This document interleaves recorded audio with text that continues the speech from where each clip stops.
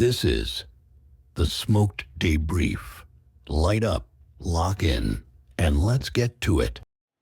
Welcome to the Smoked Debrief. I'm Jim. I'm Hollywood, and after weeks of suffering through mild cigars from Jim, I have picked the cigars today, and we're going to smoke a medium cigar. Going to try it out. Romeo and Julieta, 1875, Cameroon wrapper, and Dominican Republic filler and binder. We'll see how this tastes. And well, I have to say this about this cigar already. I love a cigar that's smoky as hell. This cigar is smoky as hell. And I wouldn't say that it's got a sweet taste. It's not, because I hate sweet flavored cigars. But there's something about the first few puffs that is, that's really nice and interesting. You see what I have to work with, folks? I have to carry Jim around it's like carrying around a 500-pound gorilla. It is just exhausting. It's your fucking cigar.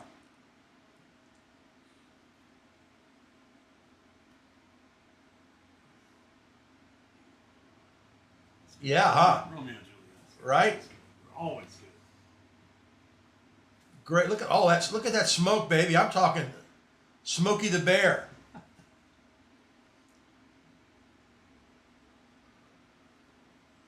So if you're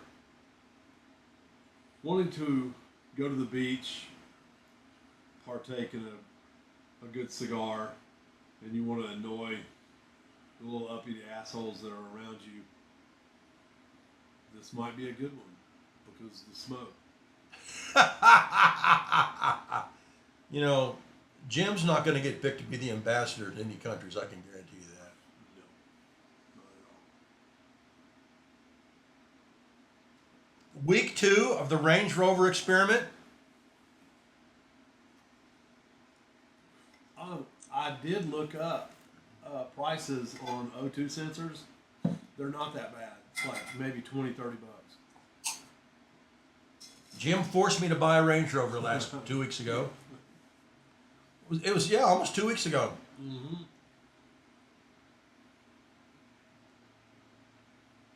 But I gotta tell you, it's like heaven. It's still a nice car. Because it hasn't blown up yet. I mean, I just keep waiting every day for 8 lights to come on. But it rides so smoothly. It's so comfortable. I think you're okay. And we'll hook you up with my buddies at ACI Automotive in Gibsonville. I go to knee surgery on 10 April. So that's when I like to drop it off. Okay. If you can work that out, We'll find out and you can drop it off. Yeah.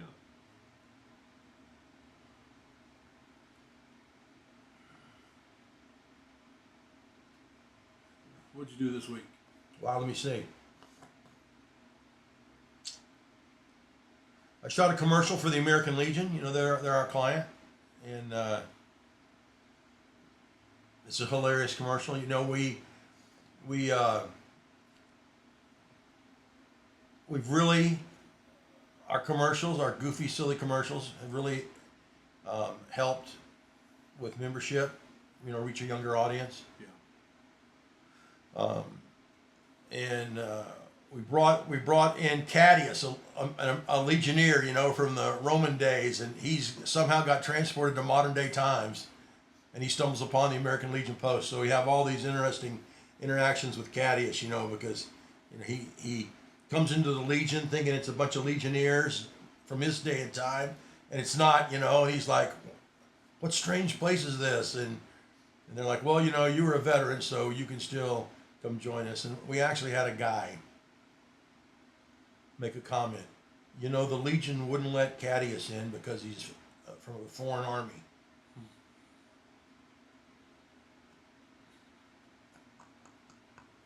So I shot some commercials. I I'm forced to do another podcast on Thursday nights called the MFM podcast. What's that? It's MFM is male, female, male. MFM is a slang for a threesome. You know, two men and a women. So we have this podcast where we talk about pop culture, we talk about dating, Yeah. we talk about naughtiness, and it's the MFM podcast. And it got so heated up that the woman in the group who runs it, you know, it was her idea. She got up and shut us off live because she was mad at us. Damn. So we had to cool off, you know, because we talk about, you know, relationships and that kind of thing. So she had to cool off, and then we turned it back on, and we kissed and made up, and then we kept going. But What was the subject? the subject was, what's his name? Justin Baldoni. Justin Baldoni. I'm tired of talking about it, but Still have never. I mean, I don't think she's that great an actress. So, you know, she's no Kate Blanchett. she's no Kate Winslet. No, or any of the other hits for that matter.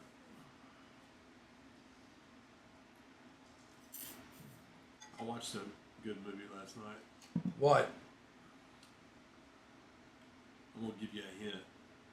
Oh, here, Jim Ranch can. Can you dig it? That's my hint. Had Barry DeVorzon did the soundtrack, the background music soundtrack. Joe Walsh did the theme song. Here you go. Honeysuckle Rose. Bingo. Is that it? No, that wasn't it. How about this?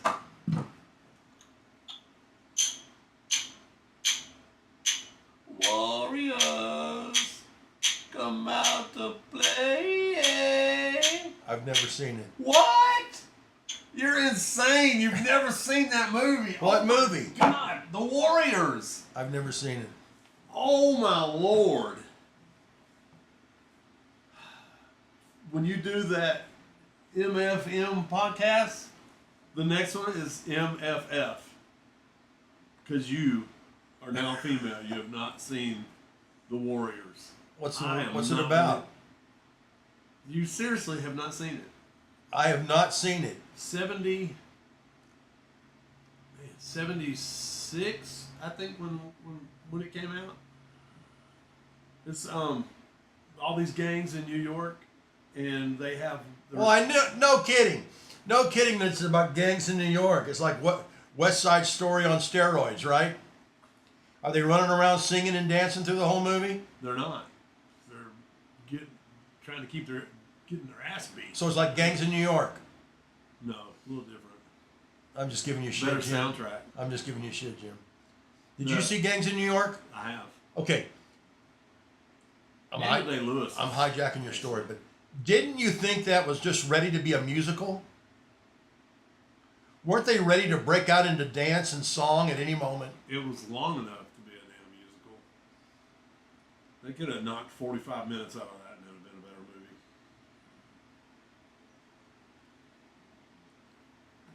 So, But the Warriors, okay, the Warriors. Who are the stars? they back then there wasn't really. It's Michael Beck played the lead, and James Remar was in it. They're all like real young, and it had was it a Henry Hill directed it? I think that's the guy's name. But it's this one big gang, the largest gang.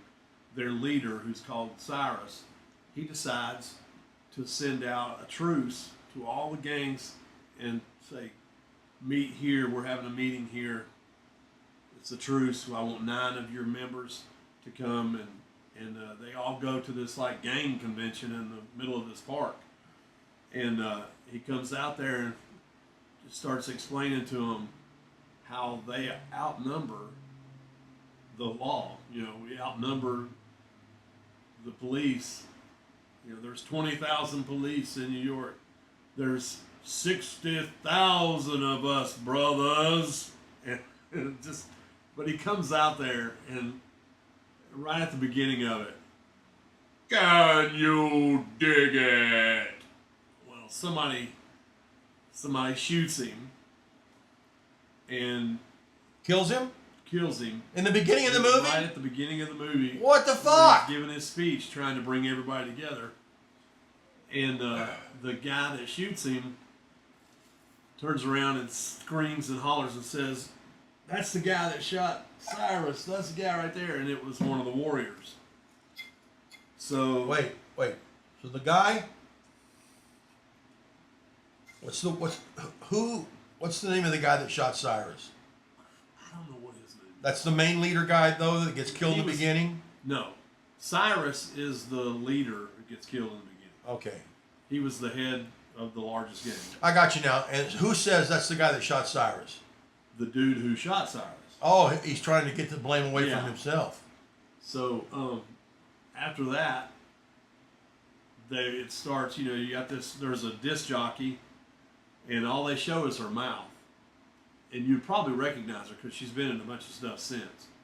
But she comes on there, and she was like, "Okay, baby, we out for the Warriors, and if you're out there, Warriors, I got a little song for you." And she plays "Nowhere to Run."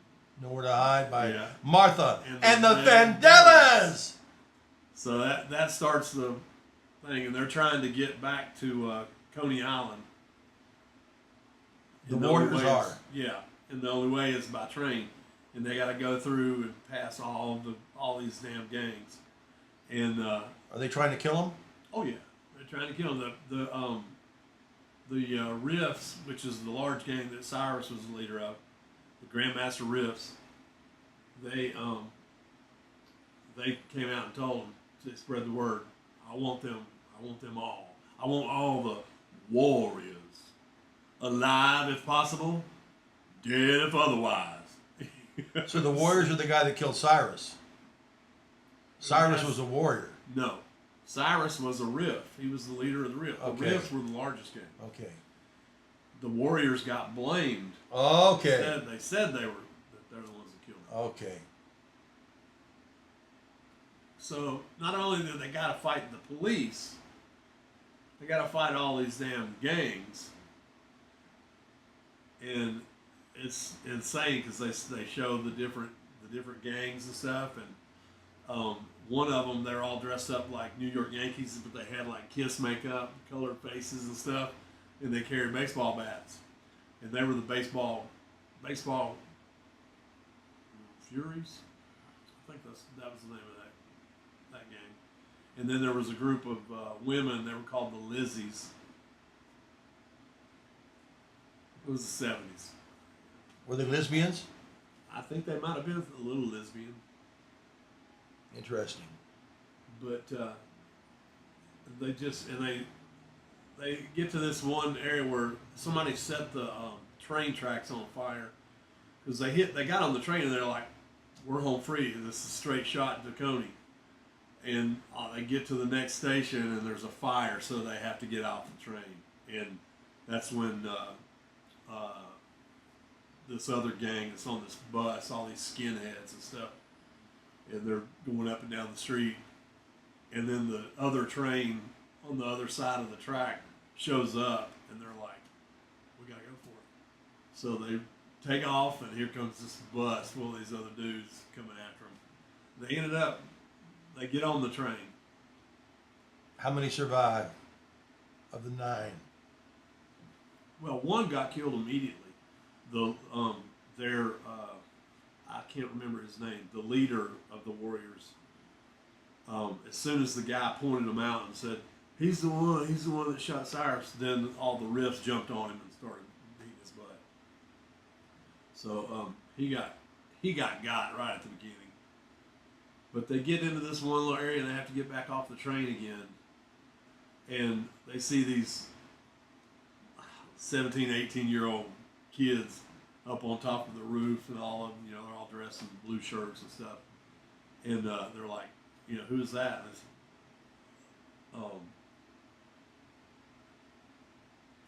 And it was just a gang that nobody had heard of. They weren't even invited to the event. And do you remember an actress, Deborah Van Valkenburg? Yes. I think this was the first movie she was in. She comes out there, and the gang, the young gang, they came over and they met, and they said, "Hey, we're just on our way back. We're not Warren. We're just on our way back to Coney." And the leader of the other gang was like, "Okay, go on, Well, Deborah Van Valkenburg comes out of the building and starts going, starting some shit, just like a damn woman does. So, but I did see two of the movies that were up for the Academy Award. which one? I saw the one that won, Honora, and I saw Conclave, which is about the Vatican with frickin' Ray Fiennes. Ray Fiennes. He played M, right? He played Yes. Yeah. It's a Was it M? Or Q? No, he Q played was him. the He played he was him. the gadget guy. He played him. And those, okay, He's good. Conclave was a great movie. So was Honora, but it was ridiculous. She got Best Actress. She shouldn't have. All she did was scream and yell through the whole movie.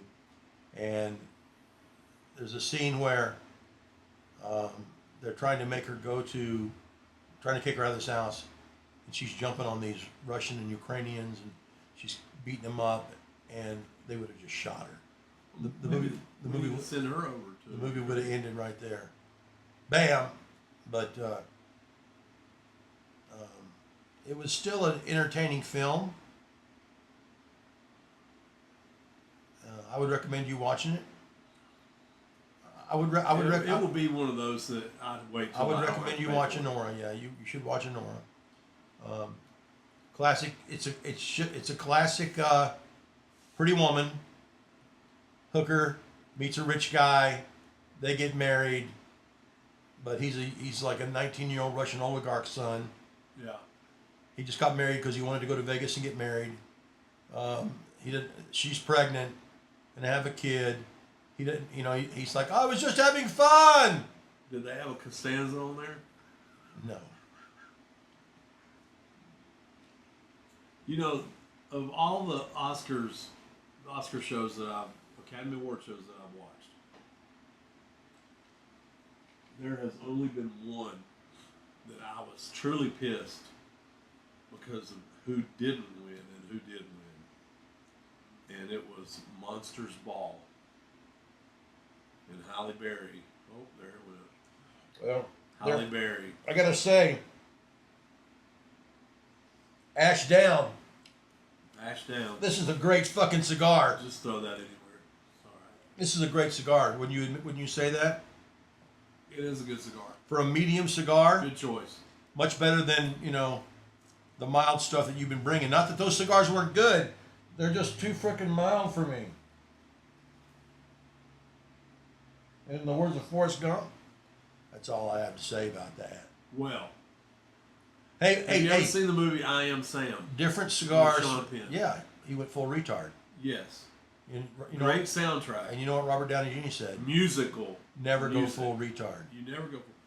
But he was good, Oh, he was fucking great. and he should have won.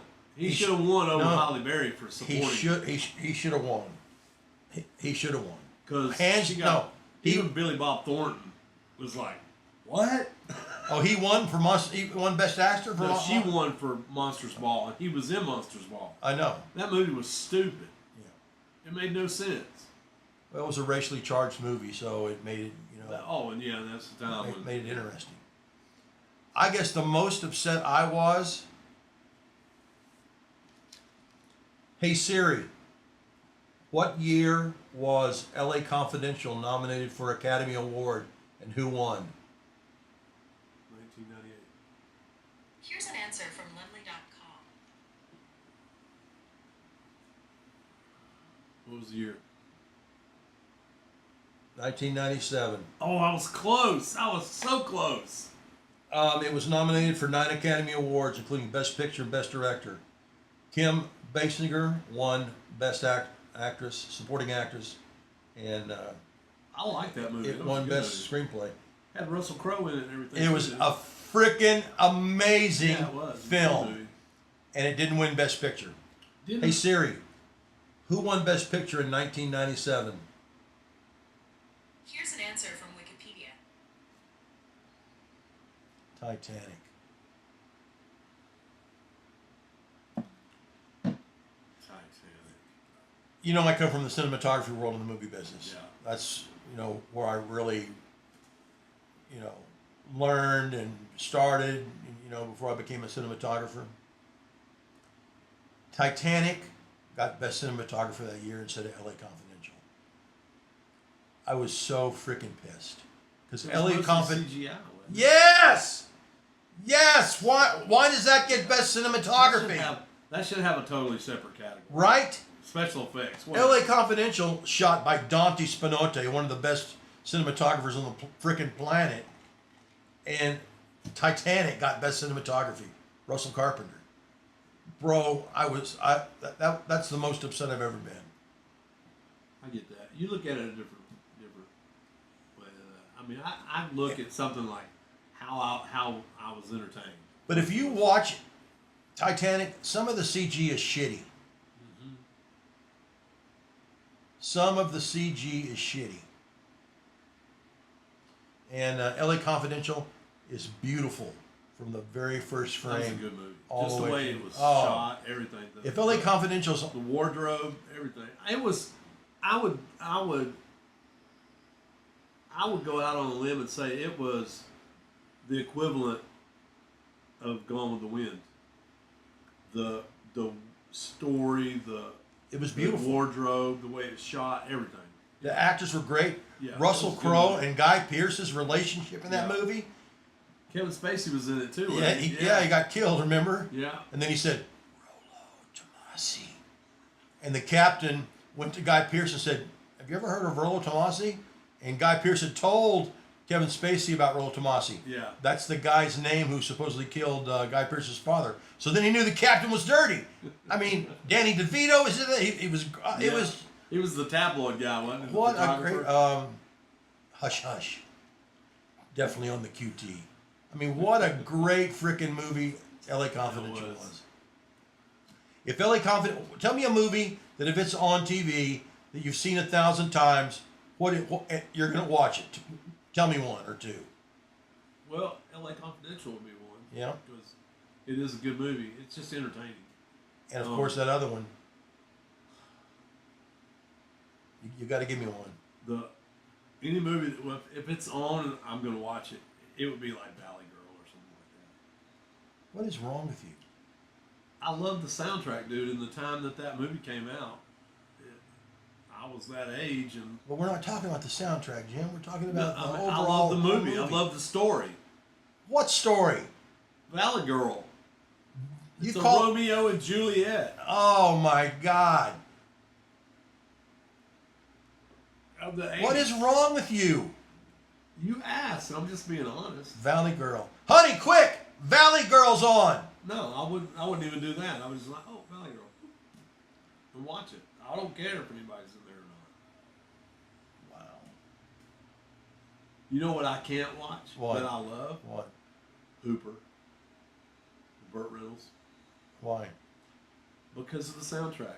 I can't play it at night, and I want to because it's one of those movies that I own no matter what. I have it on every damn format, and I try to watch it. But as soon as the soundtrack goes, Carrie wakes up and says, "Can you watch something else?" And I'm like, "Okay." Why? There's something about the music in Burt Reynolds movies that she doesn't like. It keeps her up. I don't know. That's amazing. How about Shawshank Redemption? That's a good movie too. I have seen that movie probably 120 times. Sam, I like it, and it's a good movie. But Get busy living It, or get busy dying. I just could never get into it. I thought it was great, but I could never get into it. Really? No, I mean The Warriors is a good movie. Look, you hadn't even seen that shit. I will watch The Warriors tonight.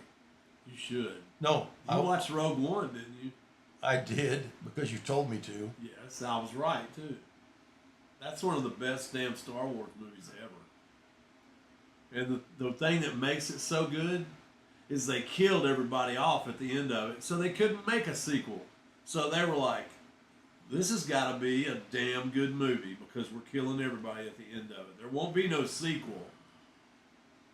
But Disney says, hold my beer. We're going to see if we can do a prequel and fuck the whole story up. You know why you're one of my best friends, Jim? Why? Because you don't hold back. And I know I could call you at 3 o'clock in the morning and say, Jim, I'm at 265 Bell Street in Durham. I need you to come get me. And you'd come get And me. I'll be like, Well, what's wrong with your Range Rover? you wouldn't answer the phone at 2 o'clock in the morning probably. But when you woke up at 6 o'clock or 7, you'd call me. I have a list of people that are allowed to get my phone lets through. You're on that list. And you're on my list, like on my do not disturb list.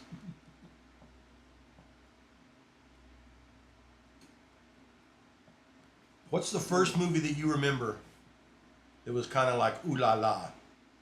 Ooh, ooh, oh, lost my action. You know, as a young man. As a young man, Yeah, where you were like, ooh, that was. I felt feelings. If you say The Warriors, I'm going to punch you in the face. HBO. We had just gotten HBO. You know, you had 3 channels. Well, I was 12 or something like that. No, I've been 13. This was after my father passed away. We moved into an apartment in Knoxville, Tennessee. And Hold that thought.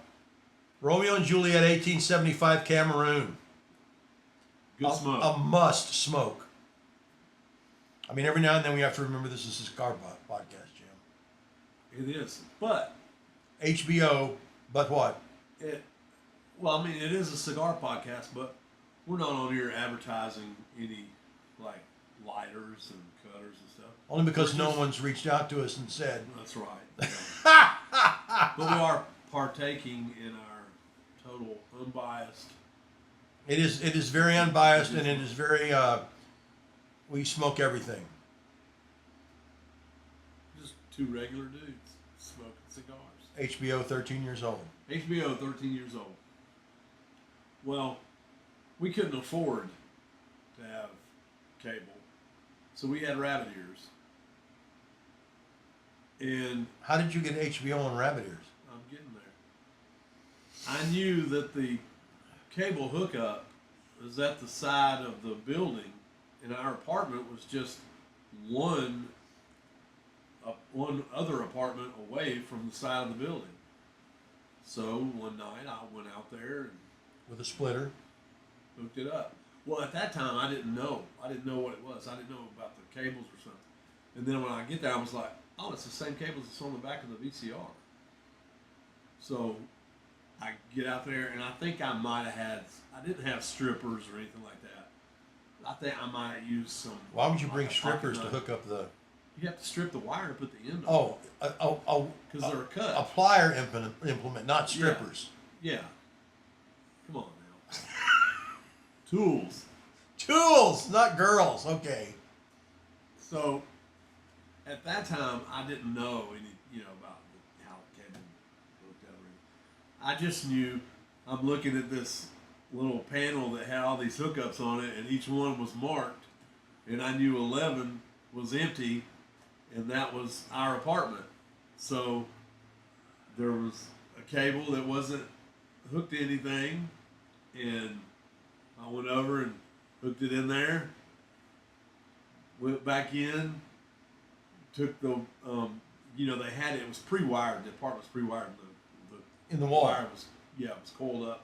So I took the cord off of the VCR And plugged into the TV. plugged it into the wall, Over the wall. and because the other end was in the TV already. Yeah. And I hit the thing, and it was like, holy shit, we got all kinds of channels. Had TBS, CNN, and HBO. And this was when HBO didn't play movies 24/7. Or no, they did, but they didn't have very many. So you're watching, they were going to play the same damn movie probably 8 or 9 times in a row. But they were doing something with Marlon Brando, and I watched The Last Tango in Paris. Oh my God. And I thought it was great. Because I like Marlon Brando. The Last Tango in Paris was almost rated X. Yes. It had some scenes that were like, it's 13 years old. I thought they were hilarious. Because you're giddy because it's was risque for its time. And I can't remember the actress on there. She was a French actress. French actress. And Marlon Brando, it's just, he was incredible. He was such a good actor. And I know he had his demons, but he was a good actor when he was that age, early, And there was another movie, I think they were having, it might have been a Marlon Brando marathon or something, but it was called Sayonara. And it had, I think, Red Buttons. Really? Was in it, and it was filmed in Japan. And I'm not even going to attempt to try and tell that story now, because I can't really remember. It was a love story, and I think he was a soldier in Japan, and the girl ended up killing herself or something. But it was real good. It was sad, it was a sad movie, love story. But, Sounds like another Romeo and Juliet story, Romeo like and Juliet. Valley Girl. Yeah. My movie was Summer of '42. I remember that one. Isn't that the one where they threw the rubbers? They filled the rubbers up with water and threw them up on the roof of the house. I don't think so. There was a scene where he went and bought rubbers, right? Yes. Yeah. That back then, Jennifer that O'Ne- was hilarious. Jennifer O'Neill was the star of that. And I snuck into the theater on base at Wheeler Air Force Base in Hawaii. This is when you were little. I was 13. Yeah, because your dad was in service. Yeah. So my dad ran the theater at night. That was another job he had, because back then enlisted people, still today, enlisted people, they didn't make enough money to No. keep a family. Thank God we were on base housing. But our house was 200 yards from the theater. And I heard my dad, talking to people about it, how the back door to the theater, if you locked it, you couldn't get out of it. Yeah. From the inside. So they had to leave it open because of fire. So I snuck in Hell yeah. and watched Summer 42, and I might have had some urges. There might have been some urges going on. There wasn't anybody behind you. Well, not in the theater, but when I got home later,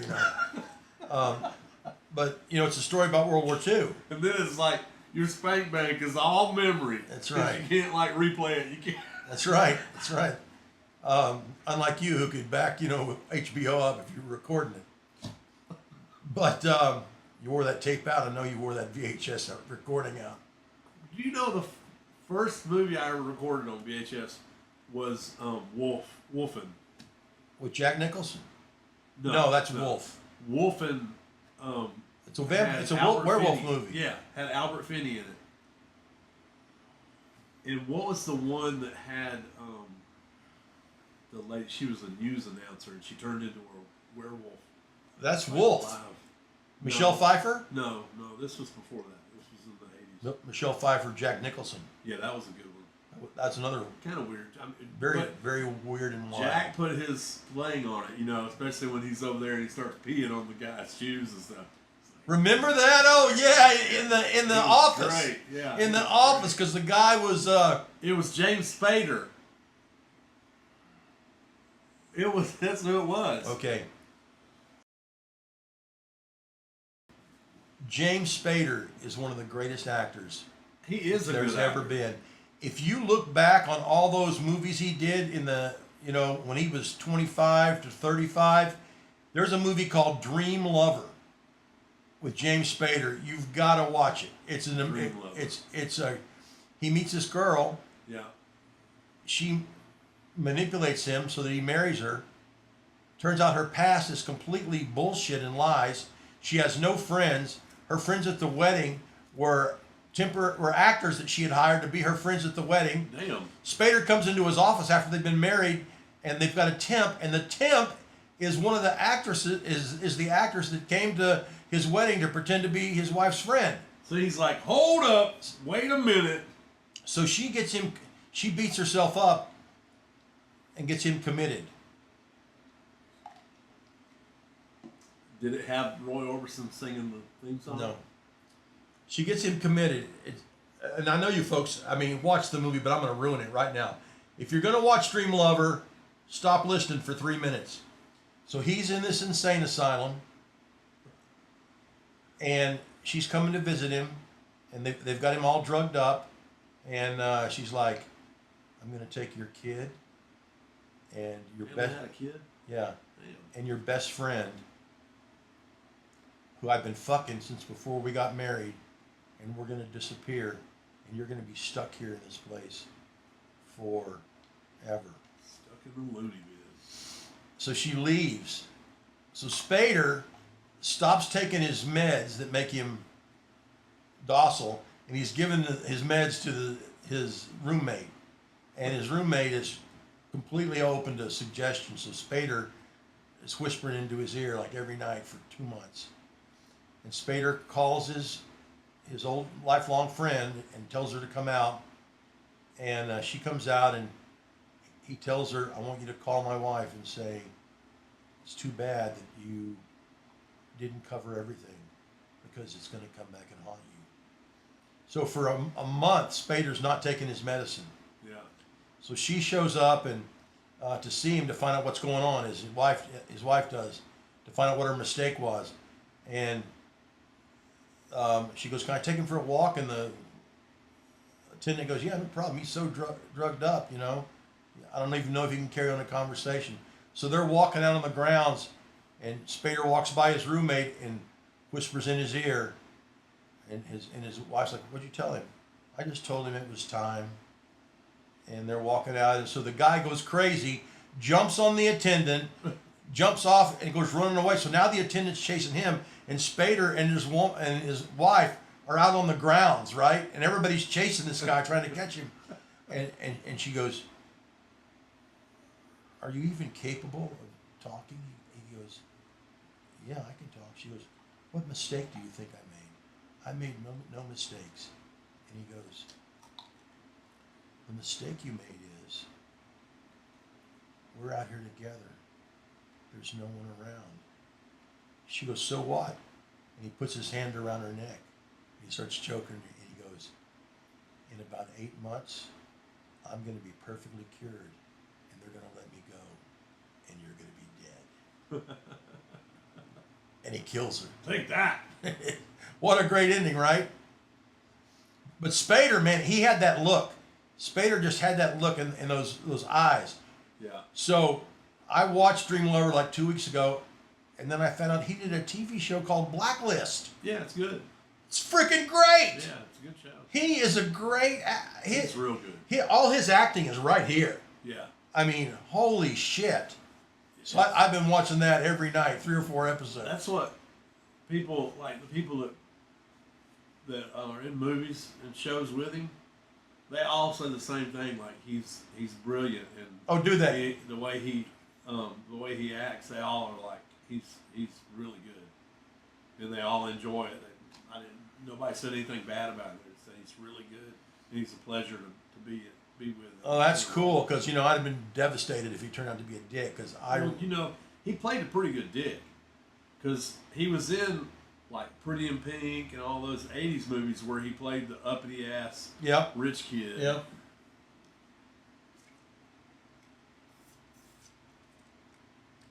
But in the old days, actors didn't do television. No.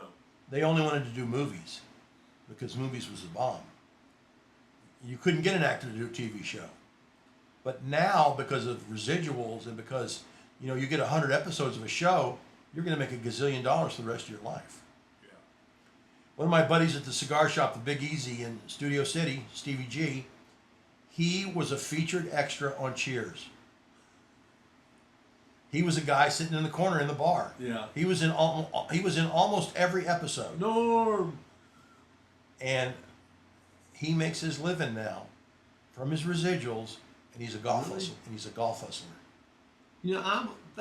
That was my plan for Office Joe. If you don't know it, I produced a TV show called Office Joe. It's about a guy an infantryman that gets out of the military and goes to work at this small boutique marketing firm in North Carolina. And, about how difficult it is to transition, to interact with civilians, how, when you get out of the military, it's difficult because you've been in the military being told what to do every day. You've had a mission every day, you've had a goal every day, and everybody had that same mission, that same goal, theoretically. And then you get into the civilian world and you're working with a bunch of people in the civilian world that all they're doing is punching the clock. So this show showed how weird clients are and how strange, clients can be.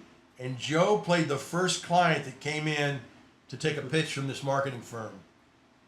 And Joe. I'm sorry, Jim. I'm Jim. Jim came in as a client of the owner of Salvation Coffee. That was fun. So you were just going to live off residuals forever? I thought, hey, this is my chance. But it's kind of like my investment in that movie called Black Archives. I could have warned you Still about. hope. I could have warned you about that guy. But No, I'm not knocking you. But tell me this though. Okay. If by some miracle it gets ready to come out, You and will Netflix buys that you will shit. never see a dime from that guy. You don't think so? No, Even though I have a contract. he's a crook. Okay. I'm not saying he's not a good person in his heart. Can you be a good person in your heart and be a crook in business? Certainly. Okay, but he's a Yes. crook. He treated his crew like shit. He didn't pay them the last 2 weeks. Yes, I never saw that. I know. It's information I've gotten from the Yeah. people that worked on the show, because he called me Yeah. and said, "Can you recommend some people?" And I'm like, "Yeah, sure, no problem." And I recommended some people, and then they're all after the show are like, all mad at you because "Thanks, bro." But I told them, like I tell anybody that does an independent film, Get paid. if you're not getting paid, stop fucking working. Yeah. I didn't know anything like that until we were at a veterans event, and this gentleman who has Vietnam era helicopters Right. was there with his helicopters on display, and he came out. Remembered him from being on the set, and he came over and asked me. He said, "You're involved in that." I said, "Well, I guess I'm a producer because I invested in it." He said, "Do you think you could say something so I could get paid for having my equipment over there?" And I was like, "It's not my." I said, "I'm just, I just invested the money. I don't really have any pull like that, but I'll see what I can do." He And preyed I did. upon people's naivete here in North Carolina of the excitement of working on a film, and then didn't pay him. And it had potential. It had potential. I mean, He's actually a great director. The guy that he owes $8,000 to, told me that. He said he's a great director, but he's a horrible producer. I mean, that was Tom Sizemore's last movie, Yep. and I want that footage Tom Sizemore? we'll see. Oh, you're driving him I'm driving him in the Humvee. And the guy in this one, and the cameraman was in the back filming, and it was just me and Tom Sizemore driving around town, and we get to they told us, they said, okay, Jim, you're just going to drive around town, we're just going to get some footage and go to LabCorp, and we're going to film him getting out of the Humvee like he's going into LabCorp because it kind of looks Pentagon-y. So it's like, okay. So we get there, LabCorp headquarters, downtown Burlington. Okay, I'm thinking, they already got permission, they know we're coming. So I pull in there. They have a new CEO at LabCorp who's gotten death threats and all kinds of stuff because this was pandemic time, when the shutdown was going on. So people were hating, all this. So we come in there, we pull in a little circle. And it's just drive. you guys. It's just me, The we're cameraman pulling up in this Humvee. and Tom Sizemore. Cameraman jumps out. He's got this set up, that stabilizer or whatever, and he's getting out. Well, here comes security guards, hands on their pistols. It was like, whoa, whoa, whoa, whoa. And I'm looking at the cameraman. I said, did they not know we were coming? He's like, I have no idea. They just said to come here. And so I'm like, what the hell? And I look over at Tom Sizemore, and Tom Sizemore's like, what is going on? And I said, you need to tell them who the fuck you are. And he said, he looks at me, he was so damn nice. And it was hot as hell. It was middle of summer, and he's got full dress green, Army general, full uniform on. And he said, what are you talking about? I said, haven't you ever done that? Like, you don't get something and you say, I'm fucking Tom Sizemore. I'm Tom Sizemore. And he's like, I don't think I've ever done that. And I said, well, Now's the time. So the cameraman jumps back in, and we're like, sorry, we take off, and Tom Sizemore's like, motherfucker, I am burning up. Just take me back, man. It's too damn hot for this shit. Take me back. So we drove back. But the whole time, what was cool, and the reason I want the footage, we didn't get audio. There were no mics or anything. It was just video. And we're driving, and he's actually asking me questions instead of me asking him, like, hey, this, and because I was a fanboy, but I tried. Dude, it's Black Hawk hard. Down. I know it. And One of the greatest. Robbery and Homicide was one of the greatest shows. It only lasted like 7 or 8 episodes, but it was great. During Black Hawk Down, he had to drug test like twice a day. And he quit the they sent him, no, it was Saving Private Ryan, the boot camp, and he quit. He quit the boot camp. But still just a great actor. And he but the whole time we're driving, he's asking me, so what, he said, do you do this all the time? I said, no. I said, I just happen to have the Humvee. And I said, yes. I said, I have a coffee shop. And he starts asking me, so how's that? He said, is it close? And I'm like, it's a few miles down the road, But it was just so cool because he was just nice. And when he first showed up to the studio, I'm in the bathroom because I get there and nobody's there, and one of the producers comes over and he says, Sizemore's on his way. And I'm like, Tom Sizemore? And he said, yeah.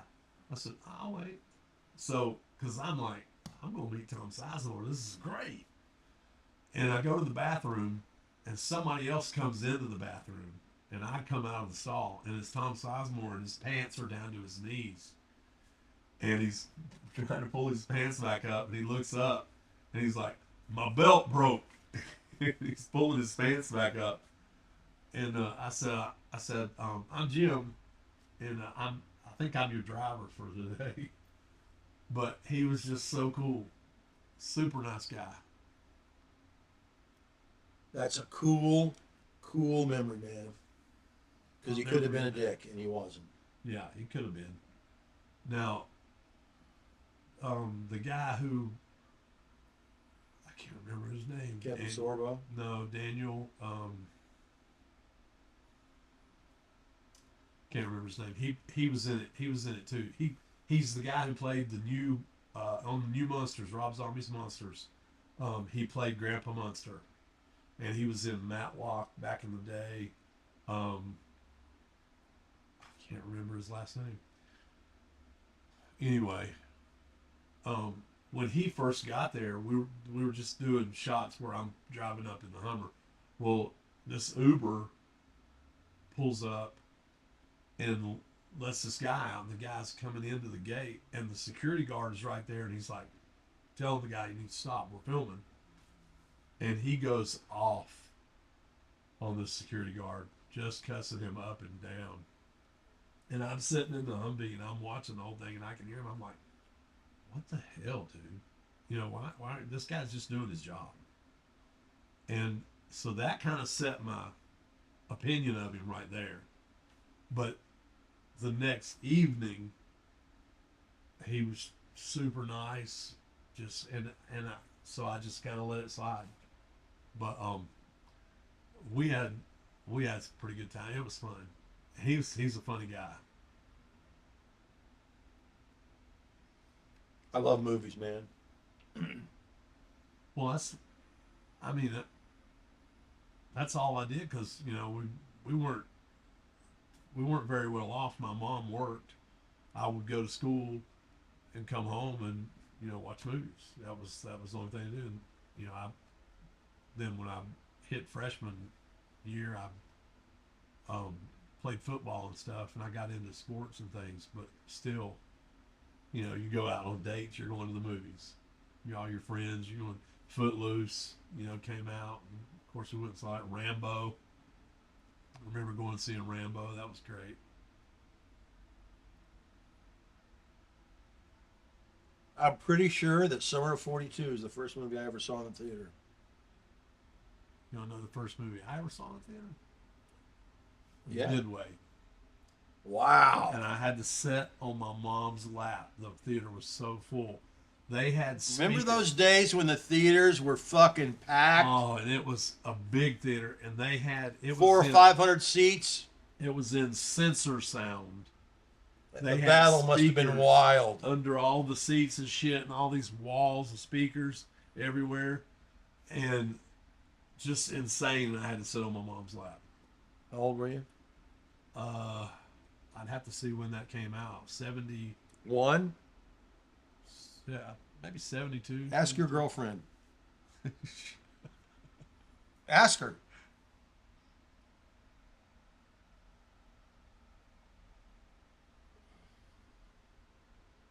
Ara, when did the original Midway movie come out?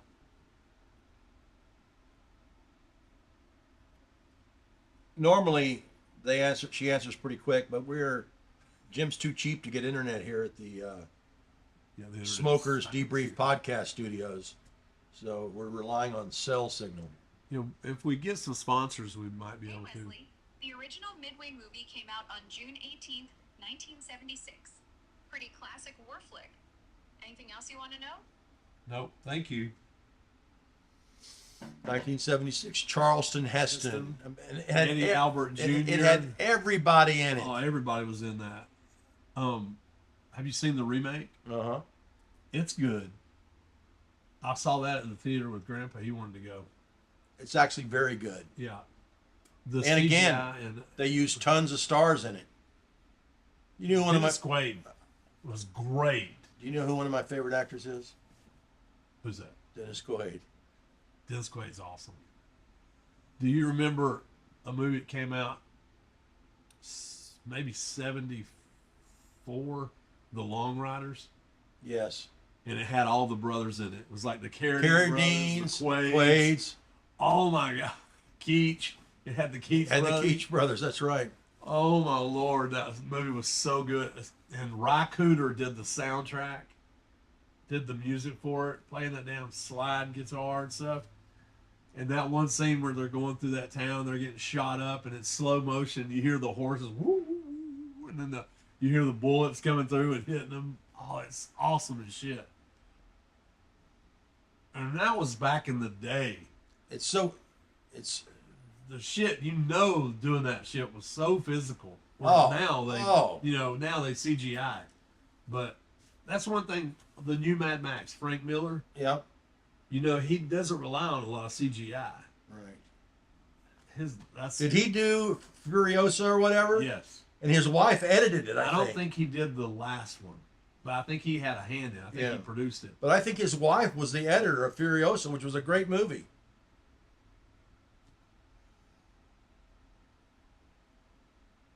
Mad Max was great. They had Mel Gibson's voice dubbed, so evidently he couldn't speak. You like kung fu movies? I used to. But now it's an hour of kung fu. Every fight scene in every movie. Or every movie has a 30-minute chase scene in it. Yeah. I'm just tired of it. The John Wick movies are pretty good. I liked 1 and 2. Sometimes you get into it. Then it became ludicrous. The one with the dogs with Halle Berry was great. They showed them when they were, I think it was Tehran Tactical or whatever in California or Texas, wherever they did the firearms training. And Keanu and Halle Berry were going through the drills. Keanu's fucking great. Golly. He's so laid back, too. He's cool, and he's been with his woman for 1,000 years, He could have had anybody, and he's just a cool guy. Suck, baby, suck. Keep sucking. Yeah, one more. There you go. Movies just aren't, I don't know, maybe it's because we're old dudes, but movies are just... Guy Ritchie. If he did a James Bond, it would be epic. I would like to see that. I love all of his movies. Lock, Stock, and Two Smoking Barrels. He did Snatch, too, right? Brad Pitt was great in that one.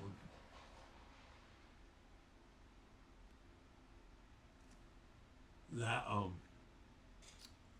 The Gentleman is good. Oh, with Matthew McConaughey. With the they all had the track suits. Awesome. Those were so cool.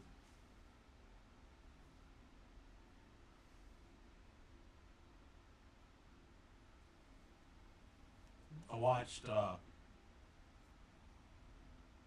Domestic Disturbance. John Travolta and what's his name from the Wedding Crashers? Vince Vaughn. Yeah. Poor Vince. Vince is in trouble because he's a conservative. Nobody wants to hire him anymore. He's great, though. He's funny. The breakup, when he was in the breakup with Jennifer Aniston, that shit was hilarious.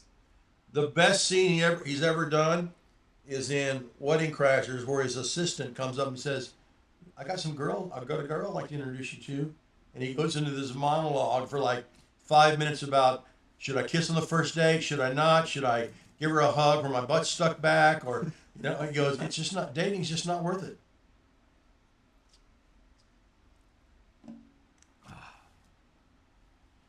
Folks, I'm going to give this a 10 cigar. I'm going to give it a 10. Yeah, that's a good smoke. This is a fantastic cigar. And you know what? It's $8. $8. That was worth every penny. Very That good. I paid Yes. since I brought them. Well, thanks for joining us. Tune in next week for another episode of The Smoked Debrief.